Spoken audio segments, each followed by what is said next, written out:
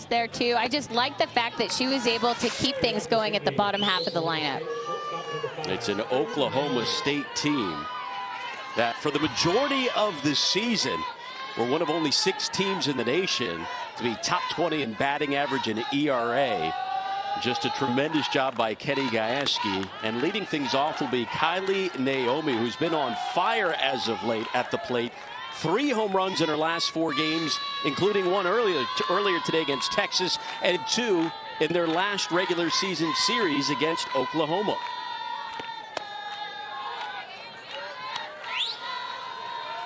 Tremendous table setter for the Cowgirls and one of the top base stealers in program history as well. Again, Oklahoma State winning their opener of the Big 12 championship, 3-2 over Texas in 9.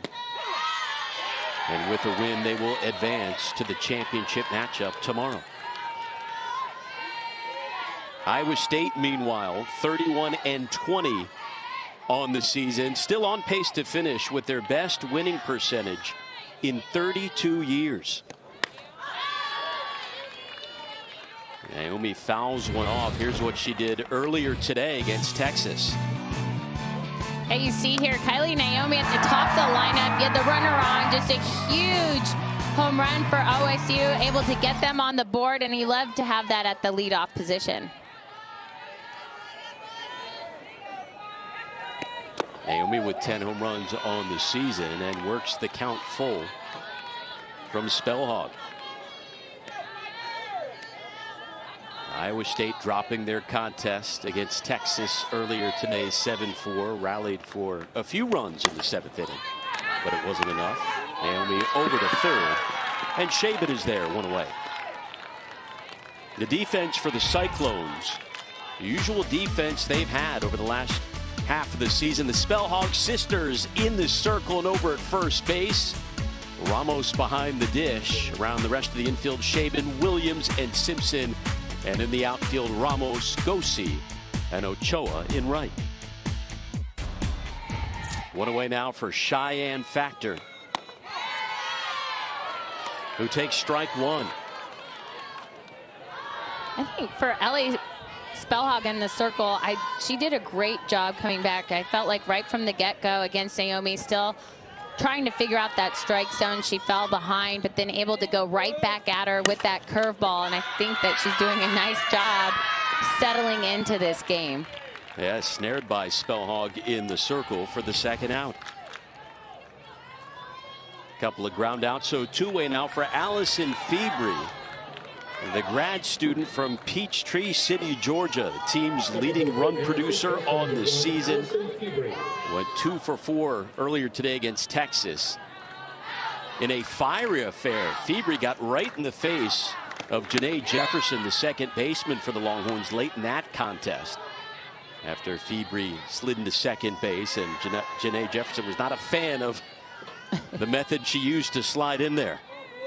Well, I think you go back to even the OU series last weekend with Oklahoma State. These are big games right now, Alex. So tensions are high, emotions are high, and you saw that. I mean, you saw a little bit of swag, if you will, from Iakopo behind the dish, too, kind of waving goodbye on the stolen base. She was able to throw out a runner.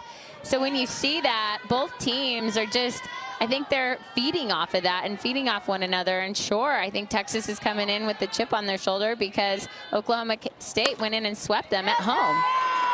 That one will make its way to the outfield. And the first hit of the night for Oklahoma State comes courtesy of Allison Febri. Allison Febri, so good here. You're going to see just gets a nice inside pitch and able to get it right between. I mean, and you're seeing second base is playing pretty close to first there, and she's still able to drive. It just shows you how hard she hit that one. Runner on and 2 away for the cleanup hitter, Haley Busby, the senior from Phoenix, Arizona, having one of the greatest home run hitting seasons in program history, but promptly grounds out to second to end the top of the first inning. Bottom of the first on the way here in Game 5 of the Big 12 Championship. We'll make this. She's got a brake job. She needs the right parts. With free next-day delivery from AutoZone, she orders the parts online as late as 10 p.m., and we deliver them the next day. so she can get back on the road. We're in Getting the job Champaign. done just got easier. If you want a partner, take my hand, or here I stand. I'm your man. Joan, the fragrance. This is the Epson EcoTank color printer. No more buying cartridges. Big ink tanks, lots of ink. Print about this many pages. The Epson EcoTank. Just fill and chill. Every Sunday night.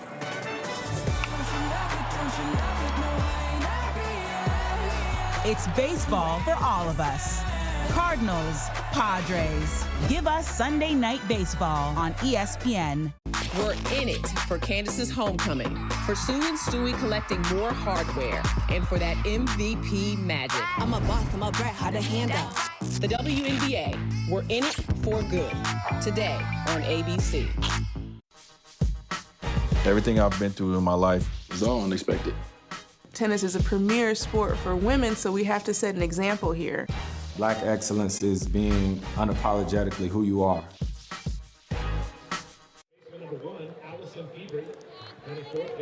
Carrie Eberle will get the start in the circle for Oklahoma State, the Big 12 Pitcher of the Year and top 10 finalist for USA Softball National Player of the Year. Megan? Yeah, Carrie Eberle, just what an incredible season that she's had so far. I feel like the way that she's been able to take this team and put them on their back has just been so tremendous. Facing an Iowa State offense hitting just under 300 this season. The Cyclones averaging right around 5.9 runs per contest. They put up 4 runs earlier today. Iowa State led by Jamie Pinkerton in his 4th year in charge.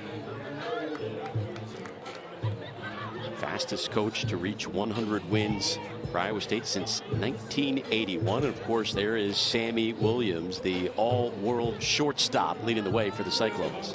What Sammy Williams has been able to do with this team, for this team, is just nonstop. You see the 19 home runs, and I mean, that's pretty crazy for the Big 12 that that's just 3rd, and that's because she's right behind Allo and Jennings at OU, but just has been such a great leader for this team, and I think she has everything to do with the fact that you're watching what Pinkerton's been able to do for Iowa State, getting to those 100 wins as quick as he did, and just been able to turn over this squad, and I feel like make Iowa State something that people were talking about. Yeah, they already have the 2nd most wins in the last 31 seasons of Iowa State softball. Carly Spellhog leading things off, awaits the 1-0.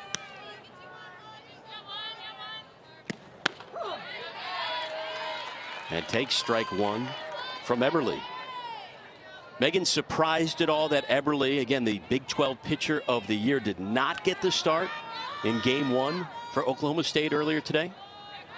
I just think it has everything to do with their series in Austin 2 weeks ago. Eberle gave up the 8 hits in Game 1. She still gets the W, you know, so just scattered out some hits there. But then Game 3, when she pitched them, it was about the walks, and it was more of a different game plan there. So maybe Coach Gajewski just going with the fact that they only saw Kelly Maxwell 1 time. That's the best guess I can give for you. Eberle went 19-2 in the regular season, and Spellhog just getting a piece of that one.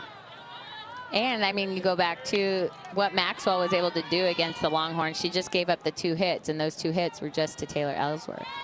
So not too surprised. Yeah. For Eberle, that was just her 2nd relief appearance of the season, giving up just 1 hit in 2 2/3 against the Horns. Here's the 1-2 to the leadoff hitter, and the count evened up. Oklahoma State finished the regular season with the 7th best ERA in the nation at 1.62 as a staff.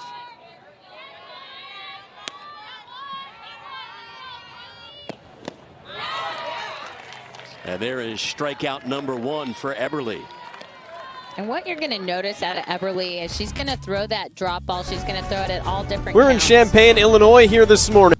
And she's got a strong defense behind her as well. Top 40 fielding percentage in the nation for that crew around her. Pennington, one of the best third basemen in program history. Alexander in left, the team's top hitter, and a lot of talent for this Cowgirls squad. That one off the glove of Eberle. Charging it is Petty, but unable to make a play. So Sammy Williams is aboard. That was a good pitch right there, Alex. That was nice down in the zone. That's that drop ball I was talking about.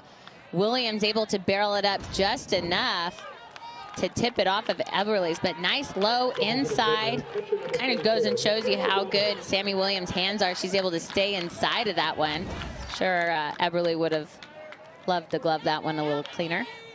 So each team with a single right now. Here's Michaela Ramos, the junior from Riverside, California.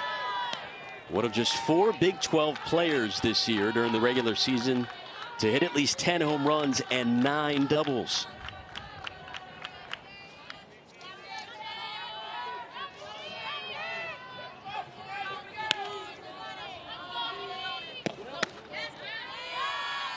Eberle misses. Ramos tied with Sammy Williams, who's over at first, for the single season RBI record at Iowa State. They each have 52.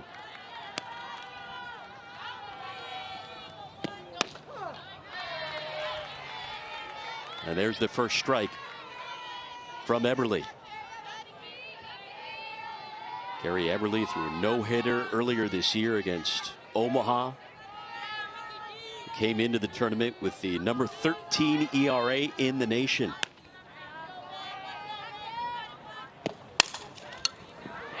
And that one will get past Petty, 2 aboard. As Williams, let's see if she stays at second. Iowa State in business against one of the top pitchers in the nation, Carrie Eberle. I think this is the story of Iowa State. Even in the game right before this, when they're playing Texas, they are constantly putting pressure on the pitchers. Texas going with Shea O'Leary there and then just kept stringing hits together. I think the story for them, though, is who's going to step up after Williams and Ramos getting on? Who's going to have the big hit to get those runs across? This one misses to Malaysia Ochoa. We got to watch Eberle a few weeks ago in the series against the Texas Longhorns. And she was able to hang in there, but did get worked deep into a number of counts, Megan, through a number of pitches, a lot of walks. I think her most all season in that game. Texas could not take advantage. We'll see if Iowa State could take advantage here with 2 on, only 1 away. And there's a strike to Ochoa, the cleanup hitter.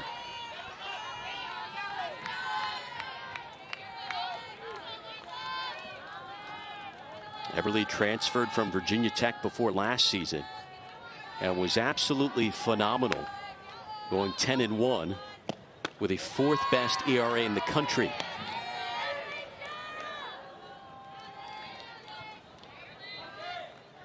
And again, you do wonder how that last game affected her coming out of the bullpen for just the 2nd time all season. Had made 23 starts and just 1 relief appearance before that. Here's the 2-1 to Ochoa. Well, and I think that just goes to show how important that game between Oklahoma State and Texas was, not just for this tournament, right? This is everything for Oklahoma State about hosting not only a regional, but potentially a super regional. So they want to make sure everything stays in their hands with their seed right now, their national seeding. They're right at number 8. That would be huge for them. And as we saw last weekend during Bedlam, you saw the crowds are there. They're starting to fill the stands. I think that's everything to do with the fact that they got that game 1 win against OU, is that was home in Stillwater. I mean, I hope you got to see it because I thought it was pretty fun. Those home runs, those fans in the outfield, they're spraying water. They're having a good time. You know, that is everything that you want, and that gives you that home field advantage. Well, so again, that's why. Sorry, go ahead. Go ahead, Megan. No, I just think that's the unearned runs. This is the wonders, the joy of doing Zoom broadcasts here, Megan. If you take away the unearned runs that Oklahoma State allowed in that Oklahoma series, they actually outscored the Sooners if it wasn't for a few defensive miscues. which has definitely been a theme for them when you look at any of their L's over the season. Big strikeout, meanwhile, from Carrie Eberle. I love that AB right there by Ochoa. I felt like she was getting right there, but this pitch is about the curveball going tight and in to the lefty. And what's great about Eberle, she doesn't just get it to move on one plane. She gets it to go cut across and down, and that thing is devastating. Two-way for Alicia Ranchez. And that one paints the black. Ranchez, the sophomore from Hawaii, still recovering from a high ankle sprain she suffered a few weeks ago in that contest against Kansas City.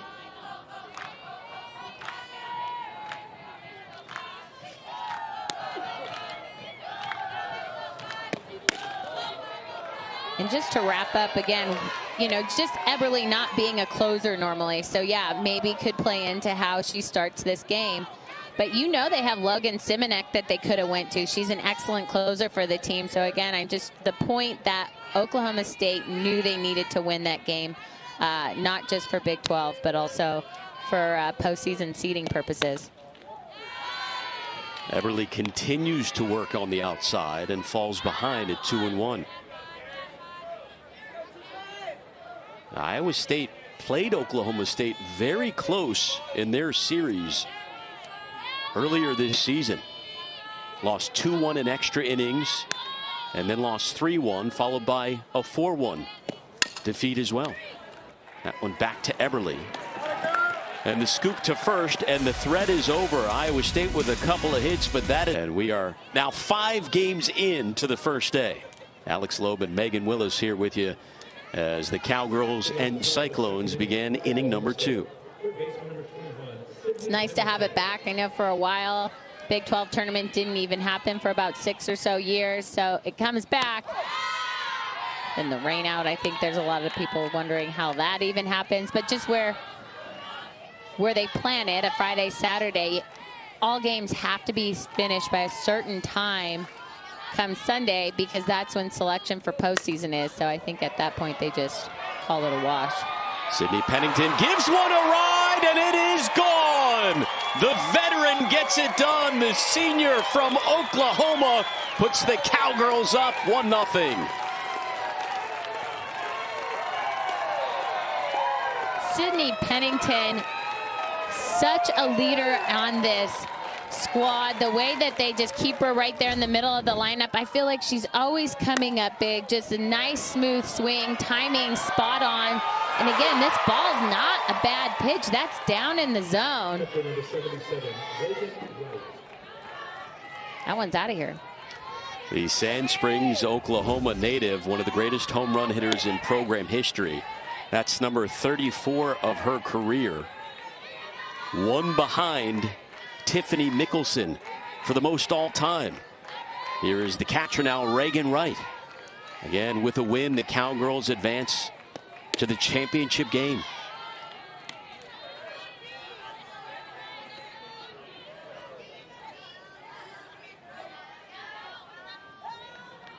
Wright, the transfer from UT Arlington, starting to heat up at the plate despite the sub-200 average. In her first 15 games of the season, just 2 hits. Over her last 15, 3 home runs, 12 hits, and a couple of doubles for Kenny Gajewski and his talented team. Top 25 in the nation in ERA and runs scored, but there was the first out of the inning.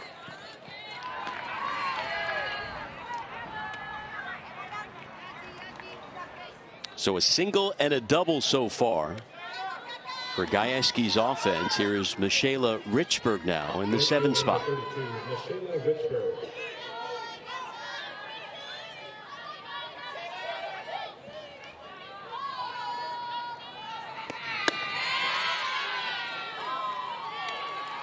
Richburg hit .257 during the regular season. Now hitting .250. 4 home runs. A couple of years ago, launched 14 home runs, tied for the 3rd most in a single season in program history.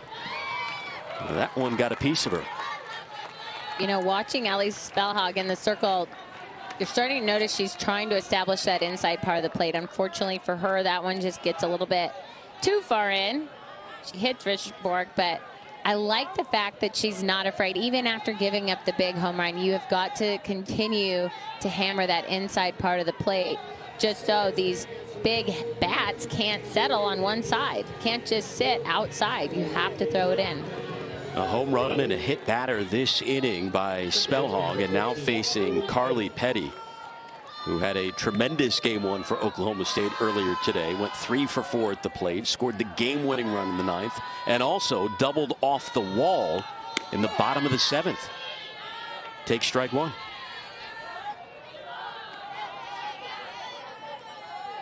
For Coach Gajewski, when you have that at the bottom of your lineup, and oh, by the way, your top hitter coming into the weekend batting .427 in the 9-hole, you got to feel pretty good about that. That one sliced to left field. And the hot day at the plate continues for Petty, now 4 for 5 in the 2 games combined for the second baseman. And as I'm just mentioning, it doesn't get any easier. You got Chelsea Alexander, then you're at the top of the lineup. This is every reason why you're watching Coach Gajewski and his team be so successful this year, is they are just a complete team. 1 through 9 in the batting order. You got the 1-2 punch in the circle with Eberle and Maxwell, and then they've got defense, a little bit of speed. That one right down the middle for Alexander.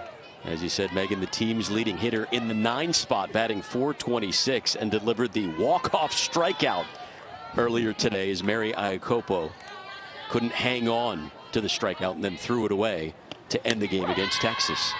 Never have you ever been more happy to strike out, huh? Unreal. A threat on the base paths as well. 14 for 15 in the stolen base department in the regular season.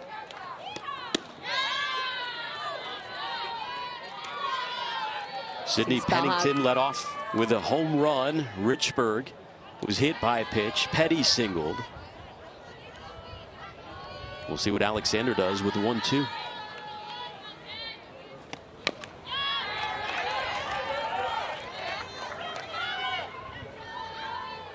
Feel like you're watching Spellhog really hammer that outside part of the plate there to Alexander. It looks like it's a backdoor curve. She's gotten a couple called for a strike. I like the idea. Also knowing where your runners are at. They're trying to get a ground ball to the left side. Maybe get a force at third. That one chopped over to Simpson, who makes the play.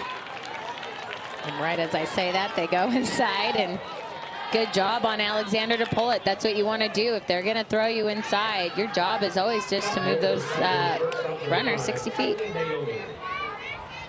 Oklahoma State averaging more than 6 runs per game this year, batting roughly .320 as a team. Runners on second and third here with two-way. Back up to the top of the order, and Kylie Naomi.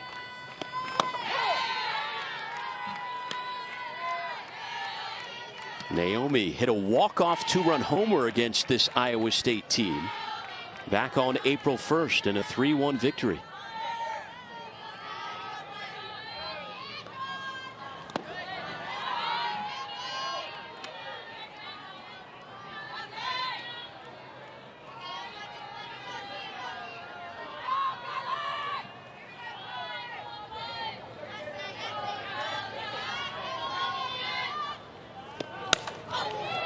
This one drilled to left, but it dies down in the glove of Ramos. So they get 2 in scoring position. But they at least get 1, Megan. Oklahoma State on the scoreboard first because of Sydney Pennington going yard. Oklahoma State up 1-0. 2. You put the pressure on. We talked about how Coach Pinkerton thought that they played Oklahoma State really well. Quite frankly, he felt like, you know, there's a few catches that aren't made out there, and they walk away with the series. Gosey over to third, and Pennington is there, but it's bobbled and dropped by Febri. A defensive miscue for the Cowgirls. It's definitely something you're not going to see a whole lot. This is Sydney Pennington getting that ball on over there, and that's just a case of, unfortunately, the ball hit in the palm of your glove, and man, you kind of see it in her face right there, glove on the hip. You got to be kidding me. I do this in my sleep. First error of the game for the Cowgirls. It's a defense that is top 40 in the nation fielding percentage. However, in their losses, in all of them, the defense has struggled mightily. In their 8 losses, 20 errors. That is more than half of their season total in just 8 games. Well, that right there, just I think that's the story of how they get their or how they get their losses. But other than that, they are such a tight ship. And that was something Coach Gajewski was very just open about. Called their loss to Kansas disgusting. There was 5 errors in that game. He was like, I mean, but what it did was kind of woke the team up and made them realize no one's just going to roll over just because you guys are coming to town, right? You still got to play your game the way you know how. And then they go on a huge winning streak up until that second game to OU is their next loss in Big 12. Went around, did Simpson. 3rd strikeout of the night for Eberle. And for Iowa State, that just can't happen. Simpson looking to bunt those first 2 pitches, can't get it down. Then you put yourself in the hole, and wow, that is an excellent angle. That's that curveball that she gets to not only break across the plate, but a nice down break as well. So with 1 away, runner on first, here comes Logan Shaban, part of the winningest senior class since 1989 at Iowa State, but immediately grounds out, advancing the runner at least into scoring position. 2 away now. I think Eberle had a chance at 2 is pretty, I think, easy. But you know what? As a pitcher, if you're not thinking that right from the get-go, and I'm on defense, I'm like, you go 1. I don't even want you to double gas right now, because that's usually what ends up in a bad throw or something weird happens. So good on her to just know if that's the only thought she was thinking, go 1. Here's Skylar Ramos takes strike 1, the senior from Ventura, California, leading the team in triples with 4 on the season. Eberle, meanwhile, in the circle, threw a lot of pitches in the first inning, but a much more efficient frame here in the second.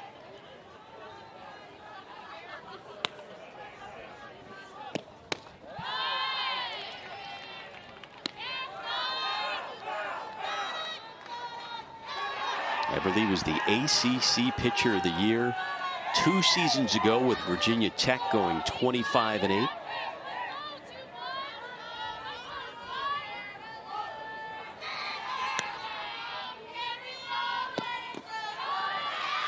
That one gets away from right.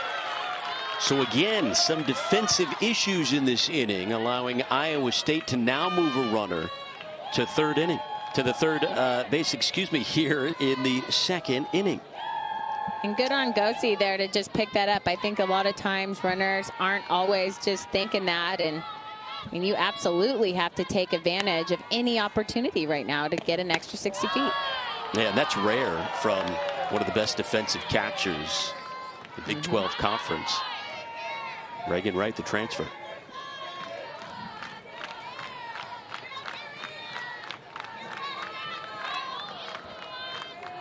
Officially a passed ball. Here's the 3-1 from Eberle. And how about that? The Big 12 Pitcher of the Year walks the 9-hitter. So we go back up to the top of the lineup now with runners on the corners.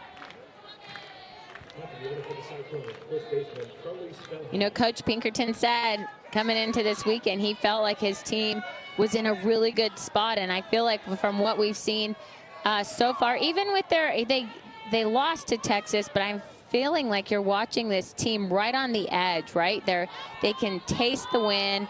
They can see what they need to do, and they're having glimpses of really good ABs. Spellhog over to short. Naomi gobbles it up. Huge conference tournament for them as they try. I mean, we know they got a regional locked up. They're trying to lock up at least a potential super regional and finish in the top 8 rankings. You think that's a possibility?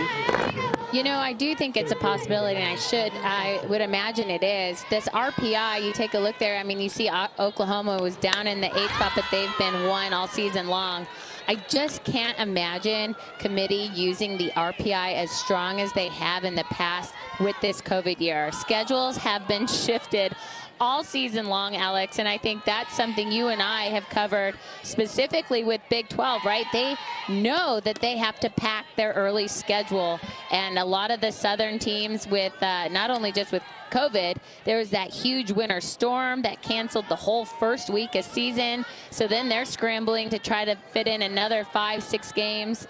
And that was something that we heard not just from Texas, from Coach Gajewski. I know that Patty Gasso and OU, they had to all of a sudden scramble, and they're starting in New Mexico. That wasn't on the plans for them. Baylor had to shut down their tournament. So many different things going on, which just plays into this whole interesting, for lack of better words, season on how you're able to get a full season across. Cheyenne Factor sends one to right field, but the diving grab made by Ochoa. You love to see it, Alex. That's everything you need right now in a game that's so close. Spellhog's got to be so excited because this ball is roped to right field. A great swing. And usually it's Factor we see making those diving plays. So love to see Ochoa out there. I love that react. Absolutely, you're pumped up. Huge play in a 1-run game. Here is Allison Feedbury now, who delivered the first hit of the game for Oklahoma State with a single in the first. Sends one the other way, and quickly 2 outs. You know, I'm going to Spellhog, and I keep seeing her respond so well. Last inning, she gives up that leadoff home run, and then is able to quiet the bats a little bit more. Yeah, she sprinkles in a hit there, here and there, but overall, she's not missing a whole lot over the plate, and I like how she's keeping the ball down in the zone. Here is Haley Busby, sitting on 16 home runs on the season, the second most in a single season in program history, 4 off the record.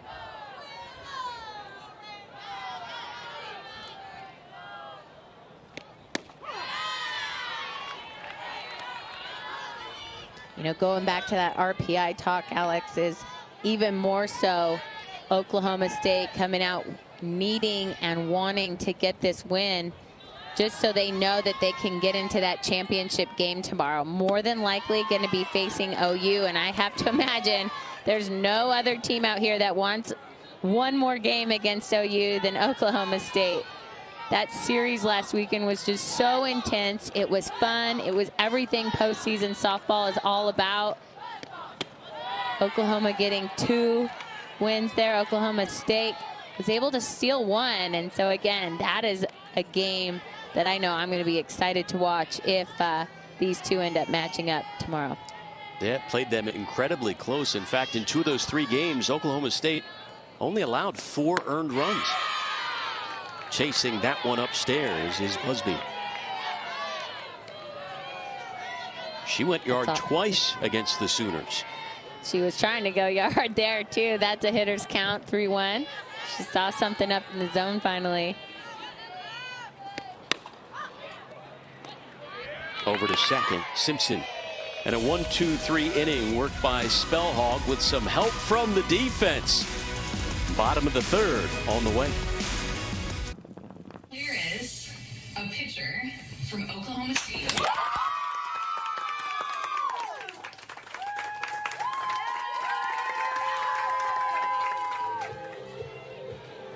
How about that? Carrie Everly going 10th overall in the inaugural Athletes Unlimited draft on Monday night. It's just a tremendous career, more than 700 innings pitched, more than 70 career wins, numerous no-hitters. A fantastic hurler in the circle, Megan, for Oklahoma State. Yeah, and what I loved about seeing this is just 2 weeks ago, Coach Gajewski let us in on the story that here you have Eberle, who is just having one of her best seasons out here, kind of down in the dumps a little bit. And he's like, what is going on with her? So he sits her down and he's like, what's the problem? And she's like, I'm not ready to be done with softball. He's like, you don't have to be done with softball. And I think it's something that every athlete deals with, Alex. And when you're the senior, you're like, what's next? Am I ready for the real world? I have worked my tail off to get this awesome degree, but I still love this game so much. And even after that call, Coach Gajewski was like, so Willis, anything just obviously knowing that my time with the Pride and the MPF and Pro Leagues. Well, let's pause that story for a second, because she just got taken deep by Sammy Williams. The all-time home run leader in Iowa State history ties it up. It's just incredible. And if there's any player on this team, Alex, that is not the one you want to make a mistake to. This is all over the plate right here. Inside, she like steps in the bucket like she knows what's coming and just absolutely launches. Number 20 on the season. And number 66 of her career. Again, tops in Iowa State history. Here's Michaela Ramos. Continue, Megan. A wonderful story about Eberle. You know what? I'll pause anytime for a home run there. Just overall, she just didn't think that she was ready for the college season to be done or just softball to be done. And then you have the draft, the Athletes Unlimited, and there you have it. And that's followed up by a base knock from Michaela Ramos.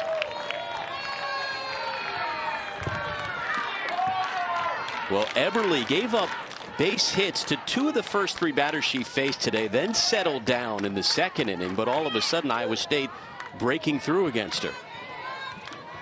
Yeah, I think this, again, goes back to that first inning. You saw Sammy Williams get a single. Ramos got a single. So both of them are very locked in to Eberle. And I think as the team progresses, they need to make sure that they're watching what their teammates are doing. Is it a game plan coming into? Are they guessing inside, outside? But it seems like going back to Sammy Williams' home run, stepping in the bucket, she knew Eberle was going to hammer inside more than likely because her last hit was a pitch away. Well, and this score right now should be no surprise considering this was an extremely close series in early April. A 2-1 affair in extra innings, and that one hits Ochoa. So the first 3 batters against Eberle here in the third have reached. Yeah, this one's going to hurt. You're going to see she's trying to go hard and in, up and in. Gets her right on that back left elbow. No protection on that one. So Ochoa at first, Ramos at second. Jamie Pinkerton told us earlier this week, he said, listen, if Cheyenne Factor didn't make an incredible diving grab in each of those 3 games in early April, he said, to be honest, we probably would have swept them. We had a good chance to sweep them. But instead, they got swept in 3 close affairs, trying to get revenge today. And there is strike 1 to Ranchez. You see Logan action in the bullpen already. Yep, Semenek up there warming up and not surprised, right? I don't think that you're going to see a whole lot of teams barrel up against Eberle. So when that's happening, maybe she's not on her A game, and or Iowa State has a really good game plan against her. And just to back up your story, that it's not just Coach Pennington feeling like he's hyping his team up. After the game, he said Coach Gajewski actually texted him and said, your kids were awesome. We got lucky. That felt like a postseason series in April, which in my head, when I hear that, I just think how great for the Big 12, right? That's always our conversation, is how's this conference as a whole get better? And it's having series like that and watching programs like Iowa State get better, Texas Tech, Kansas, everyone's starting to feed in to the excitement of building the Big 12. And I think Coach Gajewski is a huge part of that and what he's brought to Oklahoma State and Big 12. Ranchez, a dribbler over to second. Petty on to first for the first out of the inning. By the way, that home run earlier in the frame by Sammy Williams extends the school record for Iowa State. They ended the regular season with 60 home runs, which was a new single season record. And Williams adds to that, and Iowa State looking to take the lead here now with 2 in scoring position and 1 away for Gosey.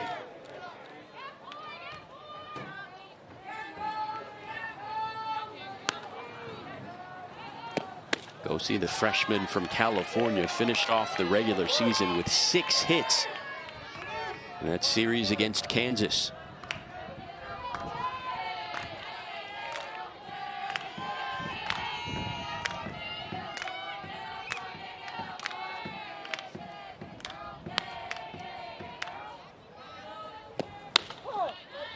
Iowa State out hitting Oklahoma State right now 4-3.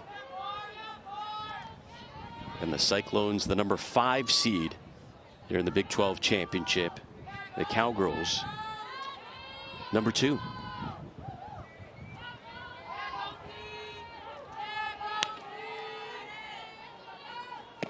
The 1-1. Gosey thought about it, but laid off. And wisely.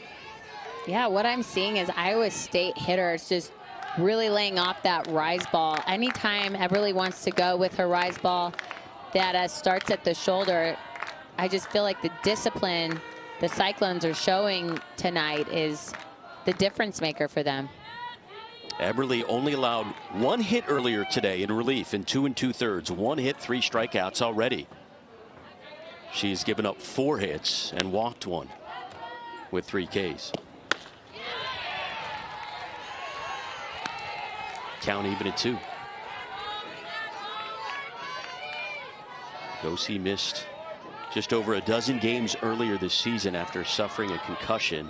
This Iowa State team had a number of injury issues earlier in the year when they started off 0-12 in Big 12 play. Naomi in front of that one for the second out.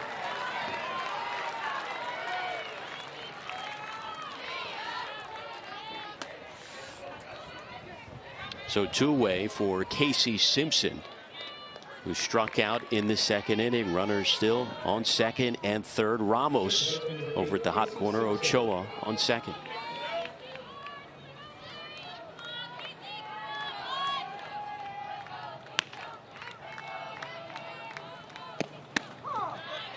Simpson, the junior from Texas, takes strike 1. Ended the regular season riding a 7-game hitting streak.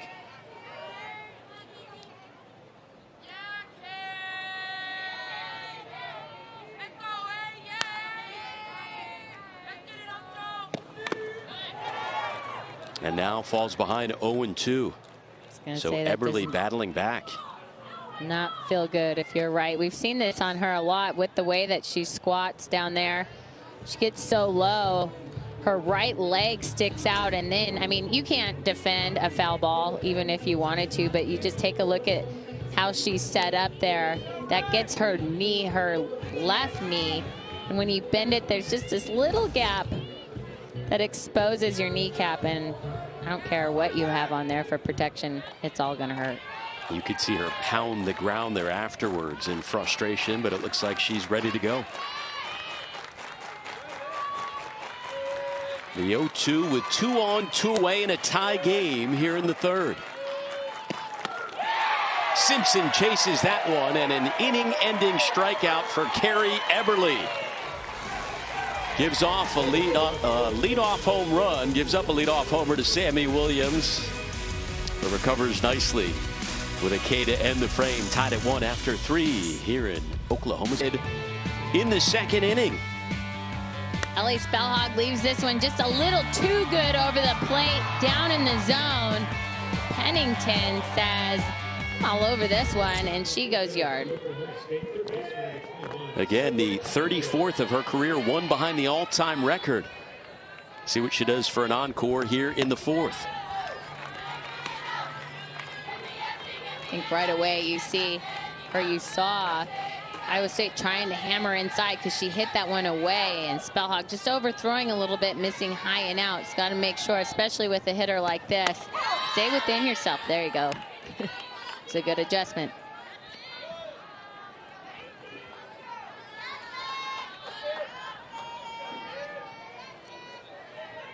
Pennington, despite the average right around a little bit below 250. Penny Gajewski calls her the best clutch hitter on the team, and she comes through again, now 2 for 2.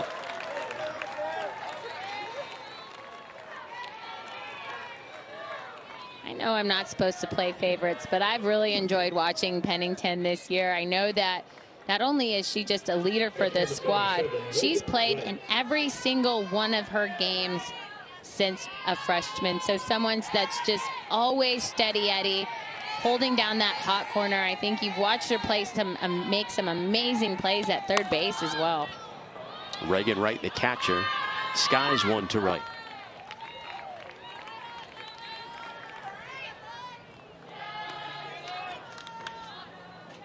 Plays with a little bit of extra energy too. Again, I keep going back to that Bedlam series. I felt like you saw her get a little chippy at third and emotional. And this is a squad, Oklahoma State, that definitely thrives on emotion. And they are their best, I feel like, when you get to see them show that emotion. Here is Michaela Richburg, was hit by a pitch in the second inning, and a couple of years ago became part of the first trio in Oklahoma State history to each hit double-digit home runs in the same season, along with Pennington and Samantha Shao. Quick throw back to first.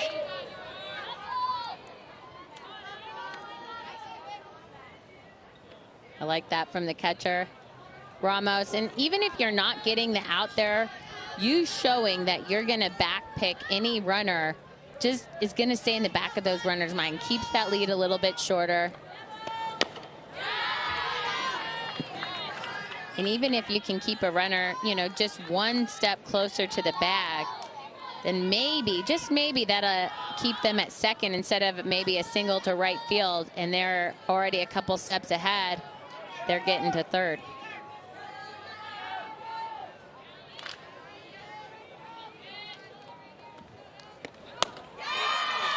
There's a swing and a miss, and a strikeout from Spellhog, her first of the contest. Spellhog doing a great job going with this curve low and away. And as we've been talking a lot about Eberle getting the two-plane break, that right there is beautiful. Just getting it cut away, cut down. That's a tough pitch to hit. Here comes a dangerous hitter. In fact, these 8 and 9 hitters both lethal for the Cowgirls. It's Carly Petty in the 8th spot. Singled in the second inning, 3 hits earlier today against Texas.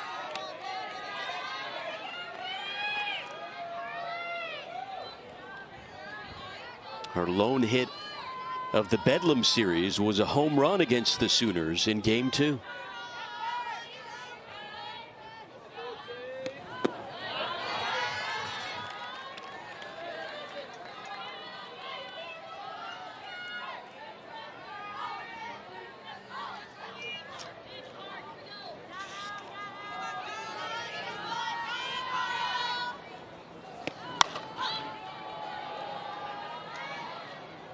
That one reaches the stands. Great leaping effort nonetheless by Ramos. You know, Spellhog is a fascinating story in the circle for Iowa State. She was actually recruited by Bradley University to play basketball 2 years ago, and she did play hoops for them. But after one season realized, you know what, I like basketball, but I love softball. I want to reunite with my sister. And the rest is history. He's led the staff in opponent batting average in each of the last 2 years. I can't even imagine, Alex. That's an athlete right there. But just to be able to go from basketball and not just come over and play softball to pitch. Nice play by Simpson at second for the third and final out. A leadoff single by Pennington, and that is all. Got a championship game tomorrow. Oklahoma State, here with a victory, will reach that game against most likely the Sooners, Megan. What do you think so far as Oklahoma State? They got a lot on the line right now. They do, and this Oklahoma State kind of is showing us a few of their weak spots today. I think just the way that they played Texas. You know, I will say Texas played them a lot better than they did a couple weeks ago, but this isn't the Oklahoma State team we saw play in Stillwater last week. They were all over it. Their pitchers were sharp, their hitters. I felt like everyone was going yard there. And right now, I feel like the opposing teams in Texas and Iowa State coming in with a pretty good game plan against these pitchers. Logan Shaban at the plate. You know, the bottom 6 hitters in the Iowa State lineup have yet to get a hit off of Kerry Eberle, but it's been the top 3 that have combined for all 4 hits so far today. Really just Williams and Ramos. Yep. You got the 8, 9, and 1 hitters here leading off the bottom of the 4th as Shaban sends one to right. Richburg tracking it and making the grab. You know, talking about some of those championships going on tomorrow, Alex, I know we've talked a lot about how big it was for Arkansas to go out and get that regular season championship, just a team coming in to make a splash. But Clemson just started their program last year. They are regular season champs, and they are playing in that championship game tomorrow. So I am totally getting locked in to that ESPN game tomorrow, ACC champion. And I love it. I love the fact that you're getting a lot of these new programs coming in, some new fresh air, and seeing what they've been able to do in such a short amount of time. I mean, that's just incredible for Clemson, especially to get through teams like Florida State. That is surreal for them to get that done in their first season as the count goes 0-2.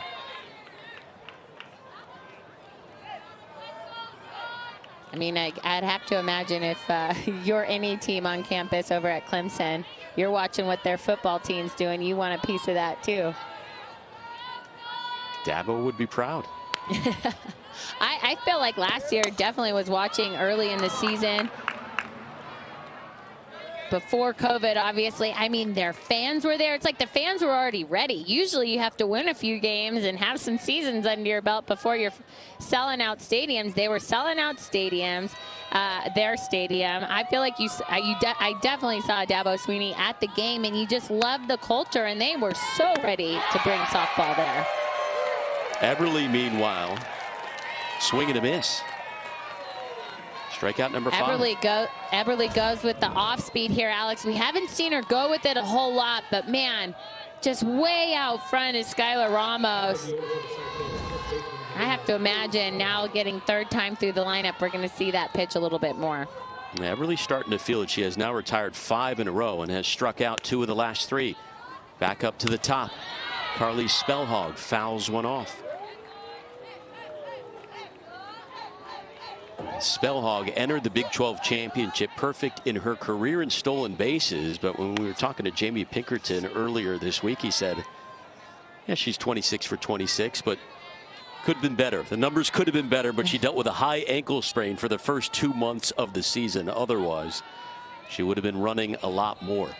It's an Iowa State team that started off one of the best starts in school history, won 22 of their first 27. Then suffered a number of injuries, including that high ankle sprain to Spellhog. They went 0-12 in Big 12 play, but then rebounded to finish off the regular season by winning 6 of their last 7.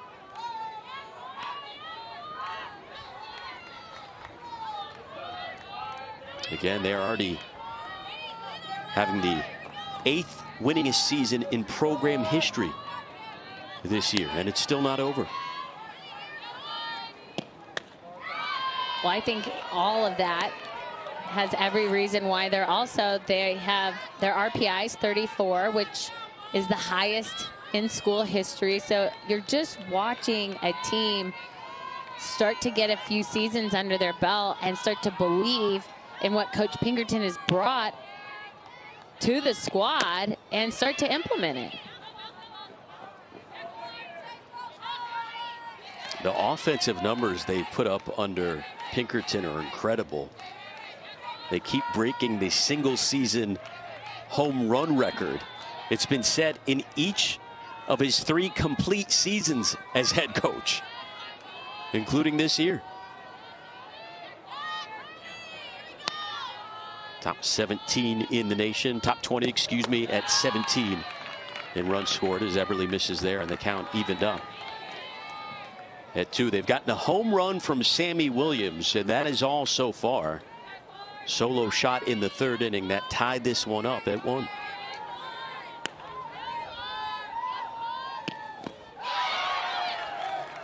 Swing and a miss, so 2 strikeouts in the inning, and all of a sudden Eberle has fanned 3 of the last 4 she has faced. And 2 hitters leading things off for Oklahoma State against Ellie Spellhog, who all of a sudden, Megan, has only given up, when you look at it, just a single over the last 9 at-bats. Gave up that home run in the 2nd inning to Pennington and hit a batter as well. And you wondered which way this game would go, but she has settled down nicely. Yeah, I think you take a look at that line right there. This is a much more even game, I think, than a lot of people thought there. 4 hits both teams have had, and the way they've scored, just 2 home runs apiece. And I like the way that Spellhog's gone back and just settled in after that home run. She's established both sides of the plate, and she keeps the ball down in the zone. 1-1 to Alexander, who's just having a career year at the plate. Only started 5 games a year ago. That's it, hit .304. But this year ended the regular season batting .418, lays down the bunt. Charging in from first is Spellhog. Unable to make the play in time. That was Carly Spellhog with a throw a tad too late. I think there's no surprise here. Alexander's gonna bunt, and she does a great job bringing it down first, especially knowing Shaban's gonna be crashing at 3rd, and her speed, just no chance. Yeah, and be aware of that speed over at first. She is 14 for 15 in stolen bases. Here is Kylie Naomi, 0 for 2, but has gone yard in 3 of her last 4 games.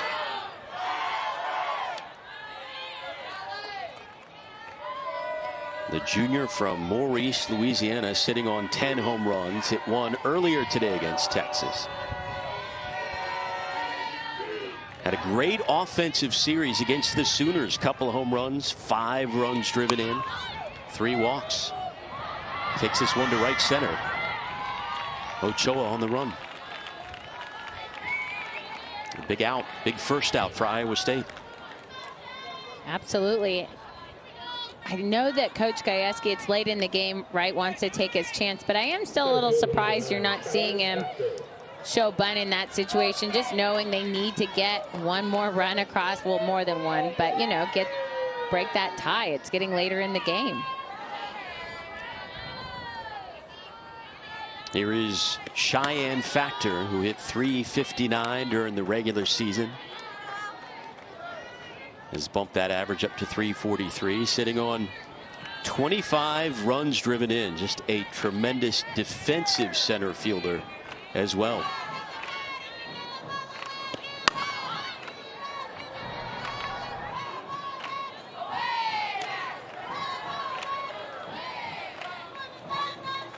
Factor, a big postseason performer a couple of years ago. In the regionals, hit a grand slam, a home run in the Supers, and just made an incredible leaping grab in the Women's College World Series. Pokes one over to second. Simpson on to first. Simpson made that one look pretty easy, but there was a lot of traffic happening right in front of, feel like that ball, along with Alexander running there. She did a great job just nosing that one in. On the flip side, Alexander did a nice job trying to get in her way there. That's not a go-ahead play. run. Yeah, absolutely not, but she got it done for the second out. Runner on second for Allison Febri. Febri, 14 home runs on the year, tied for the 4th most in a single season in program history. Spent her first 3 years at Georgia. She hit 21 homers for the Bulldogs.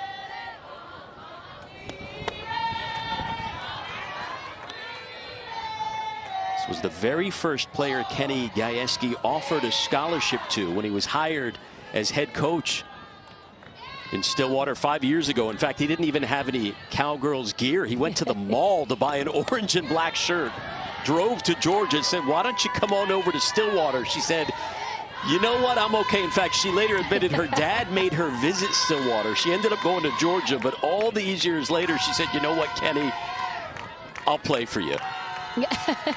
I love that story. Been a great addition to this team. Smashes one to deep right field. And that is hauled in by Ochoa. Robbing Febri of a home run. And you love the first person to meet her there after his spellhawk. I mean, that's as close as you can get. Ochoa pulls this one right back into the ballpark instead of a 2-run shot and a 2-run lead. We are still tied at 1 in Oklahoma City. Don't go anywhere.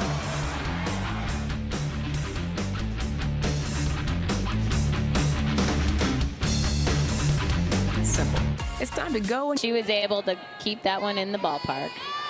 She sprinted out to right field to congratulate her on potentially a SportsCenter top 10 play. And here we go now, bottom of the 5th inning. Sammy Williams did leave the yard in the 3rd inning with a home run. One of the greatest to ever put on an Iowa State uniform. The NCAA's active leader in hits and doubles. Jamie Pinkerton has called her a generational player. Here she was leading off the 3rd inning. Career home run number 66.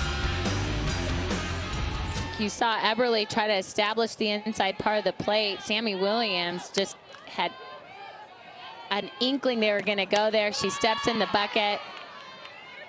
She makes him pay. And quite frankly, Alex, I'm surprised that we're watching Eberle go right at her again, already 2 for 2 on the night. Not that they need to walk her, but they went hard and in to start her to get that first initial strike. At this point, I wouldn't give her anything close. There you go. Just among the top of the record books, not only at Iowa State, in the Big 12 as well, the 2nd all-time leading hitter in conference history. And as we said, nobody has more hits among active players across the nation. Hitters count. She launches one to left field. This one goes back, and there's no doubt about that one. Sammy Williams has done it again. As I'm saying, I'm surprised they're throwing to her. Yes, do I know the odds are usually in the pitcher's favor when you're 2 for 2? Yes, do I know most batters are going to get themselves out, but this is the best batter in the lineup. The game is tied 1-1. You have no business throwing to Sammy Williams in this count, and she makes them pay. You see the react from Eberle. She knows it, but I understand you're not just wanting to walk someone, but you certainly don't miss to a player like Sammy Williams, her 21st on the season.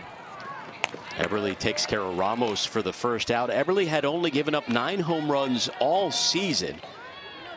During 24 appearances in the regular season, she's already given up 2 home runs in this one, both to Williams. And more importantly, Iowa State has the lead. Again, Oklahoma State with a victory advances to the championship game. But Iowa State trying to prevent that from happening. Well, here is Malaysia Ochoa, who came up with that tremendous grab moments ago in right field. See what she can do at the plate. Tied for the Big 12 lead in stolen bases, and ended the regular season on an 11-game hitting streak.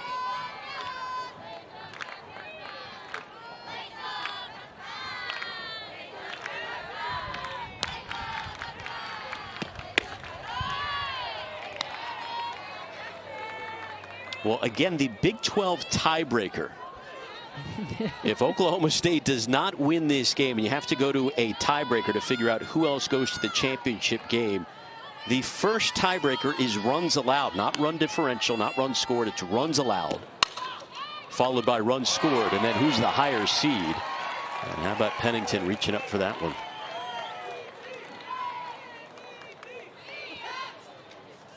Jamie Pinkerton called it. He said, listen, we were a few plays away from sweeping them earlier in the year. Here are the current standings in the Big 12 championship. Oklahoma will finish off things tonight in the nightcap against Texas Tech. They are looking to advance to the championship game.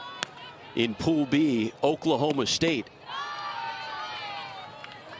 was trying to go 2-0, but now suddenly trailing by 1 here in the bottom of the 5th. Yeah, and a little math with Megan here.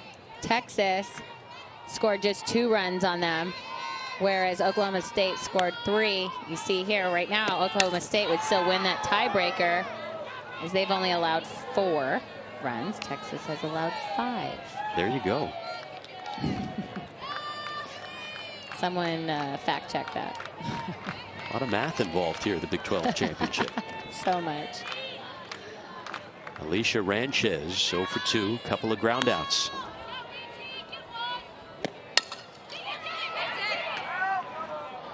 That one turns foul. Both teams with 5 hits. Cowgirls with an error. And the Cyclones leading where it counts, thanks to their all-world shortstop, Sammy Williams. By the way, Williams also singled in the first inning, just for good measure, so she is 3 for 3. Her home run earlier in this inning now makes it the 7th 2-homer game of her career. Swing and a miss, an inning-ending strikeout for Eberle. Exactly where you want to be in this lineup, like Busby's do, and then you have Sydney Pennington, who's 2 for 2, and if there was ever a time they needed to respond, it's right now. What a performance by Spellhog in the circle. She gave up a home run, a single, and hit a batter just in the 2nd inning alone. But ever since then, she has shut down Oklahoma State, giving up just 2 singles. Of course, got some help from her defense as well. Absolutely, that catch by Ochoa. But I just really impressed by Spellhog and how she's been able to move the ball both sides of the plate. That curve ball she's throwing as a backdoor and a regular curve. Every once in a while a pitch may get away from her, but it's all about the fact that she's hitting those corners and then spreading that plate out.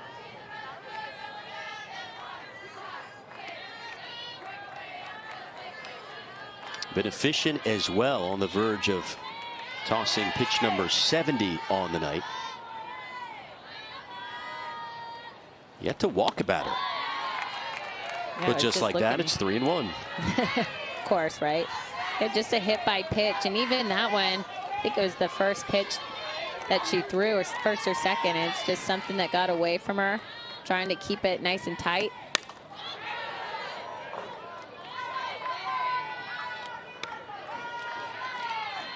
Full count for Busby, who transferred over from Virginia before the 2020 season because she said she just simply wanted a shot to play in the Women's College World Series and felt like it was a better opportunity. Bounces one to short, and Williams can't handle it.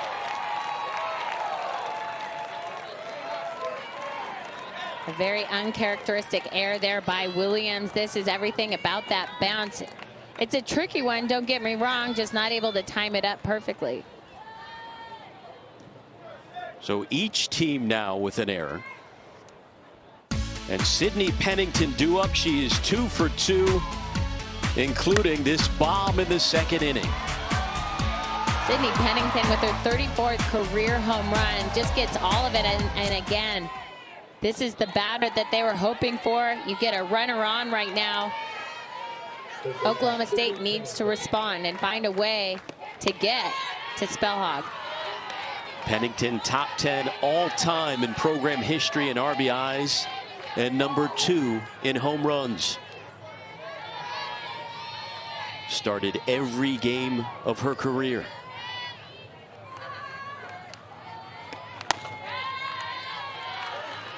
Tuno.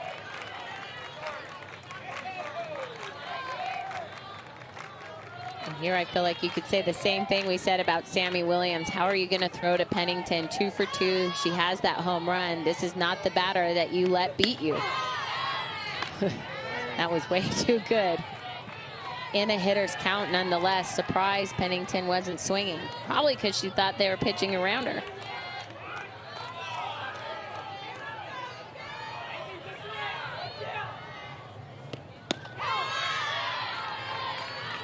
Lays off that one.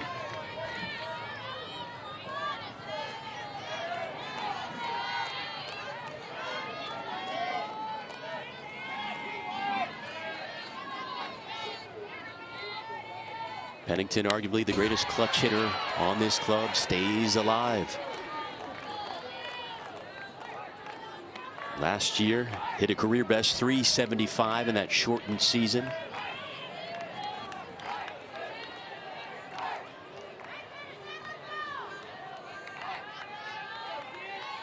Tying run at first. Back up the middle.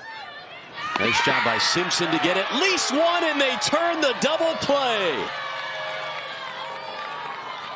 Your classic 4-6-3 double play. This is perfectly placed. They go tight inside, jams up Pennington, gets a nice feed from Simpson, and Williams with an arm able to finish that double play perfectly. You know, all the talk coming into this series was obviously about the Sooners, Oklahoma State, Texas, Iowa State going under the radar. And this is a very talented team and one of the best Cyclones teams in recent memory, in decades, to be honest. Getting it done with the defense there. Two-way now for Reagan Wright. Oklahoma State now 1 for 11 today with runners on.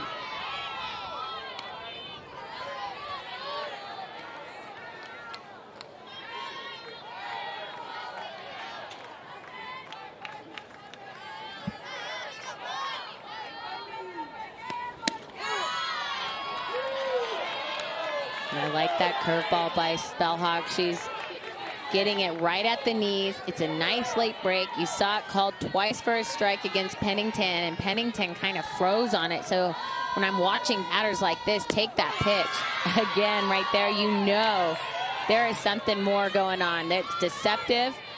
I think it probably has a lot to do with where she's stepping. Batters are guessing a little bit too much. Either way, it is a good-looking curve. 2-2 with 2 away. Reagan Wright, the two-time All-Sun Belt Conference performer with UT Arlington. UTA's all-time RBIs leader as well. Came over to Oklahoma State for her grad season and has been a force at the plate, and especially behind the dish as well.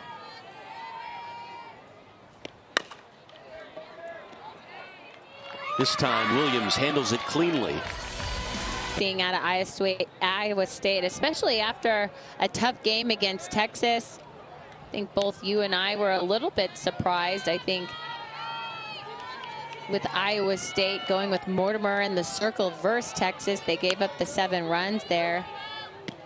Ended up losing 7-2, but the way they bounced back, the way they've been playing Oklahoma State, this is exactly what I think, after talking to Coach Pinkerton, what we expected.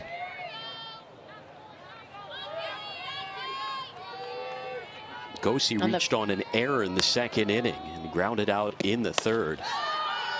Eberle, meanwhile, has only given up 1 hit over the last 2 innings, but it was an awfully big one to Sammy Williams. Yeah, I was going to say on the flip side, Oklahoma State, though, just a little bit different energy that we've seen out of them over the past 2 weeks. You know, Eberle, it's hard to say struggling, right? But when you're the pitcher of the year, then you have higher standards. And so I'd have to imagine just the hits that she's given up, the big bombs to Sammy Williams, just not her best, not her A game today. I mean, she's one of the best pitchers in the nation, a top 10 finalist for National Pitcher of the Year, Player of the Year. This one, another base hit off of her, and Iowa State now out hitting the Cowgirls.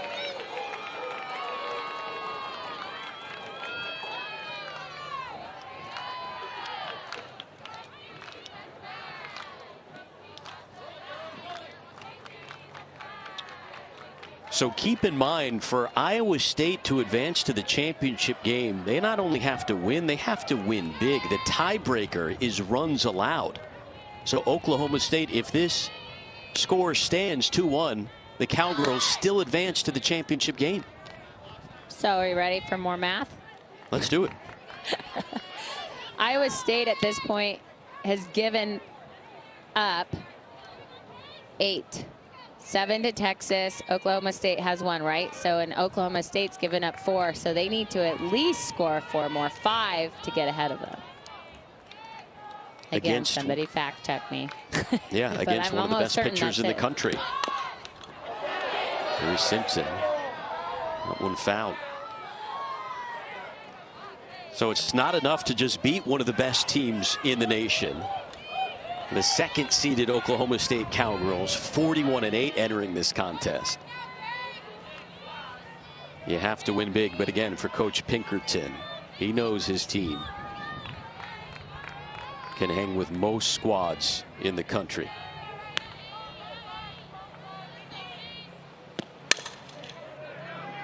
Simpson over to second.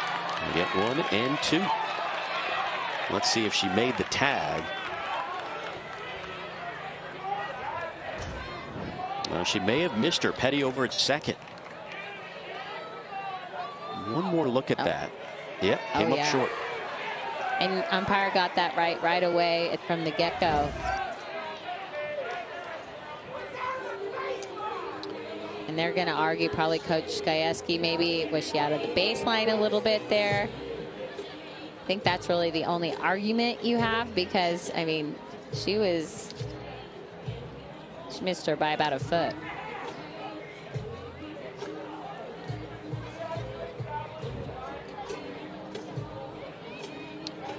Another look at Gosey, who remains over at second in a contest like this. That is huge. But it was the correct call. And she's in the baseline here. And really, in order to say out of the baseline, it's supposed to be where you establish it. You've got to be further than 6 feet. I think either way. And I wouldn't go with the out of the baseline call because even from that angle specifically, she just took 1 or 2 steps. The umpiring crew will discuss it. It's Kenny Gajewski back in the dugout. And Gosey led off with a single, and they say she will remain at second. So for Oklahoma State, still a productive out right there, moving Gosey to second base, as good as a sacrifice bunt, quite frankly. That was the first batter for Iowa State besides Sammy Williams or Michaela Ramos to get a hit today. Gosey moments ago. She gets moved forward by Simpson. And here's Logan Shaben.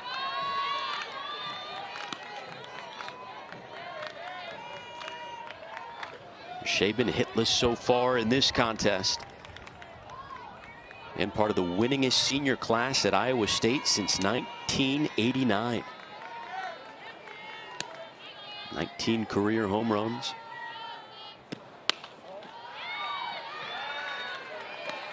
Jamie Pinkerton told us before this tournament got underway, Shaben, talented player, but suffering from Adams syndrome this year. Hitting the ball hard, but right at him. It's the worst. You square it right up. You couldn't hit it any better. I call them Adams, too, Adam balls. See what she does here with the 2-0. At Pennington. The second out. The quick throw back to the third. It gets away from Pennington. But the runner, Gosey, remains on third. And Gosey, a nice job, gets a great lead. The play's right in front of her. Pennington does everything she could. She even made Gosey take a few steps back. But just knowing her own speed, that's a nice job getting an extra 60 feet. Gosey on third, 2 away for the senior Skylar Ramos. Walked in the second inning, struck out in the fourth. Iowa State looking for their first hit tonight with runners in scoring position. 0 for 7.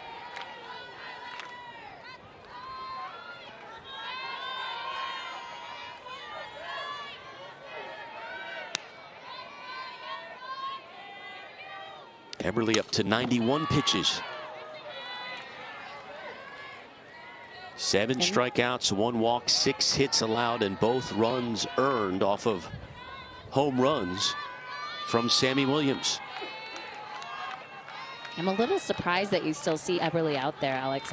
We saw Semenuk warming up, maybe trying to get her to push through, but this isn't a pitcher that needs that right now. I feel like this is a pitcher that maybe just needs to have someone come out there and pick her up a little bit and just change the pace. I feel like Iowa State definitely has the momentum. And the lead is Eberle trying to keep it a 1-run game.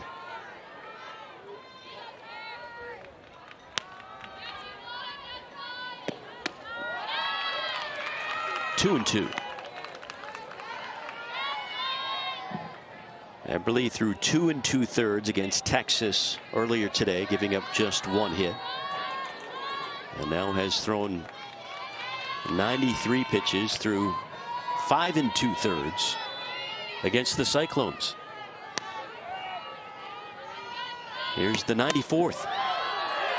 Full count on the way.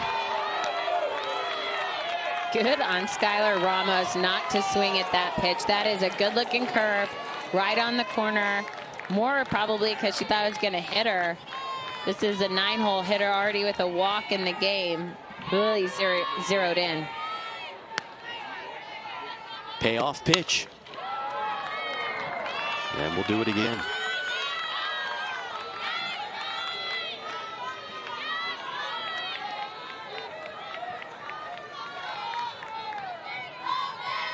This is the 3rd inning Eberle has given up a leadoff hit. The previous 2 times it led to runs. Let's see if it does here. 3-2 with 2 away.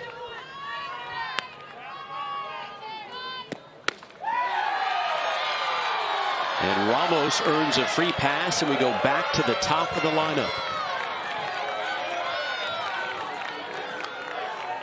Both walks by Eberle tonight have been to the 9-hitter, Ramos. I'm not surprised here if we see a pinch hitter coming up. Carly Spellhagen, the leadoff with 2 strikeouts on the day.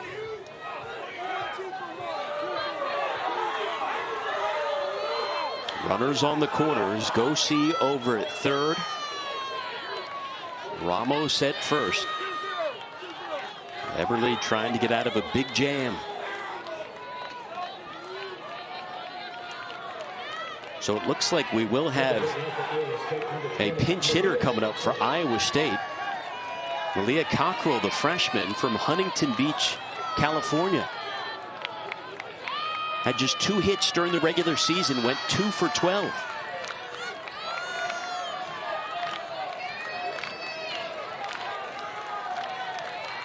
Got to be playing a hunch here. The biggest at bat of the freshman's career.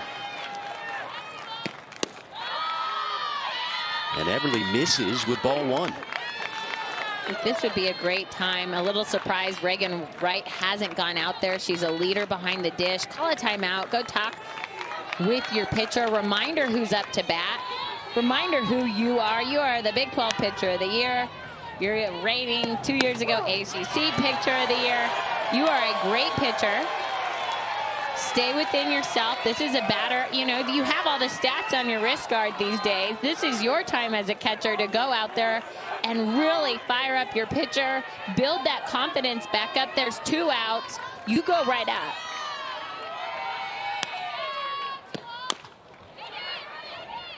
That one chopped foul by Cockrell, and the count goes 1-2 to the freshman.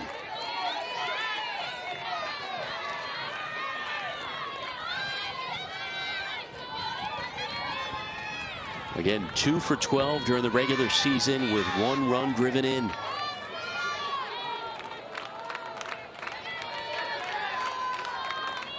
Eberle ready to go with pitch number 100 on the night. The throw over to second and back home. Here comes Gosey, and she is safe. It's a 2-run Iowa State lead with aggressive base running by Gosey. I absolutely love this call right now. You need an extra run. It's a 1st and 3rd. It's classic. They knew the runner was going. The umpire actually calls obstruction on right, and that's the right call as well. She has her leg down blocking home before she received the ball. So that's the right call. And man, Alex, we're going to have to go back to that conversation, because now we're going to have to go into the second reason and how we're going to determine who might go to championship.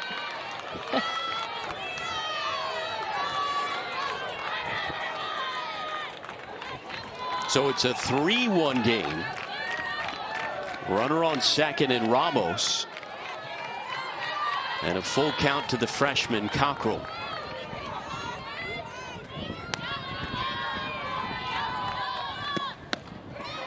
Swing and a miss, an inning-ending strikeout for Eberle.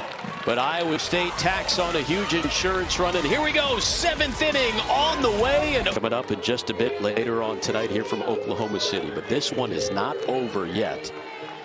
Oklahoma State down to their last 3 outs with Richburg, Petty, and Alexander due up.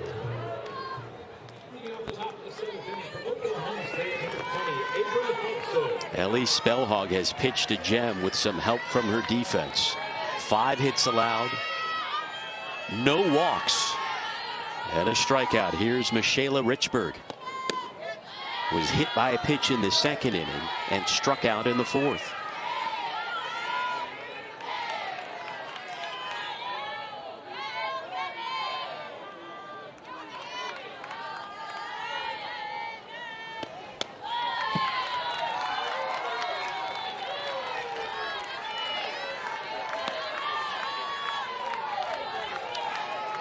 A pinch hitter in there for Oklahoma State, Avery Hobson, making her 2nd appearance of the tournament, the freshman from Belton, Missouri.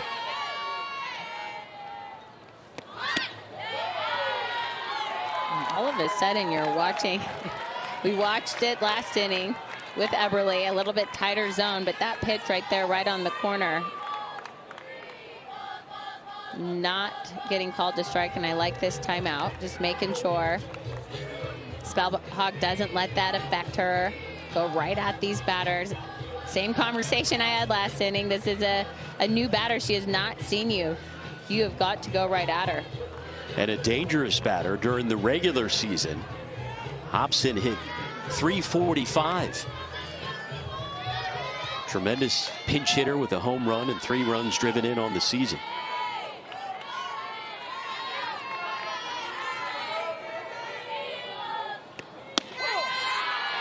And there is strike 1. And we've worked together long enough, Alex, in a situation like this, you cannot walk that leadoff batter. I find it, they usually come back and haunt you. And then if you do walk her, you allow the tying run to step up to the plate, but the count now worked full by Spellhog.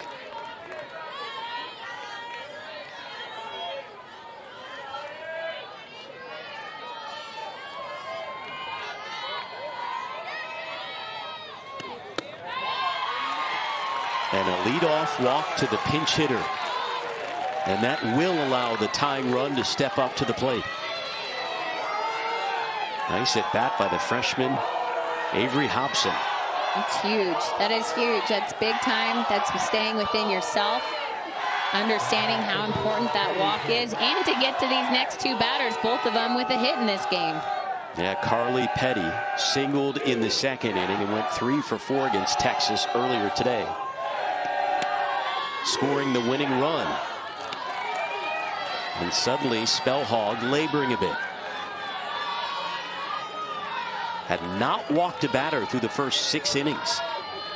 Walks Hobson, now falls behind to Petty.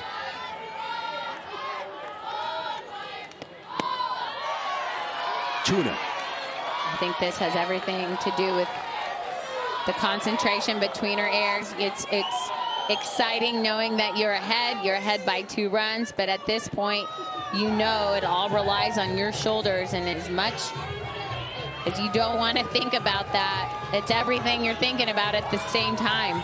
So it's a nice, again, another team timeout. huddle, just reminding her, stay within yourself. You've gotten this far.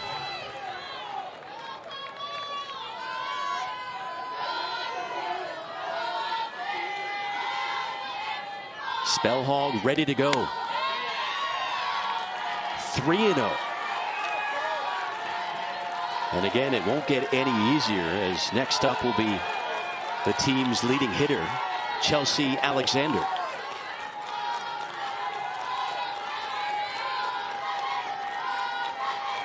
Alexander locked in as she watches this one find the strike zone to Petty. The count 3-1 now to Petty.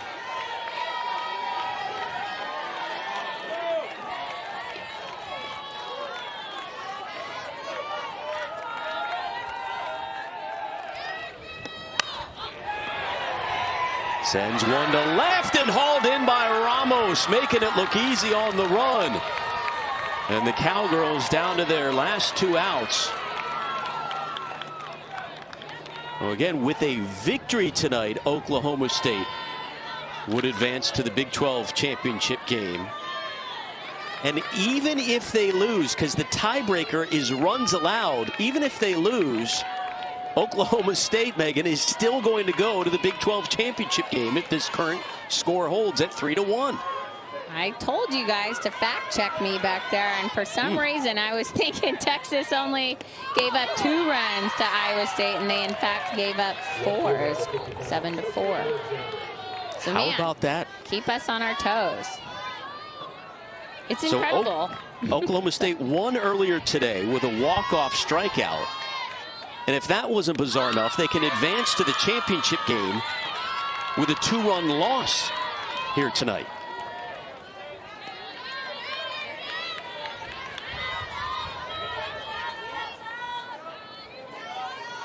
Good old pool play. Always keeps it exciting. 0-2 to Alexander. Chopped over to second. Simpson did not tag the runner and did not get to first in time. So the tying run will be over at first.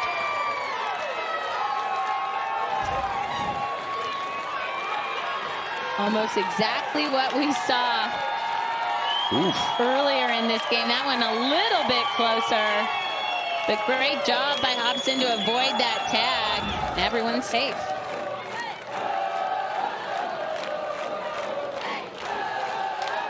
So Hobson over at second. Alexander at first, representing the tying run. And here we go with Kylie Naomi, the talented junior from Maurice, Louisiana. 0 for 3, but went yard earlier today against Texas. Sends one to right field for the second out. The runner's tag, and Hobson heads to third with 2 outs now in the 7th inning.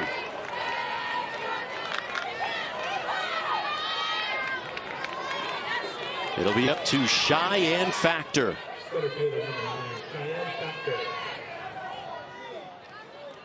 Hobson at third, Alexander at first.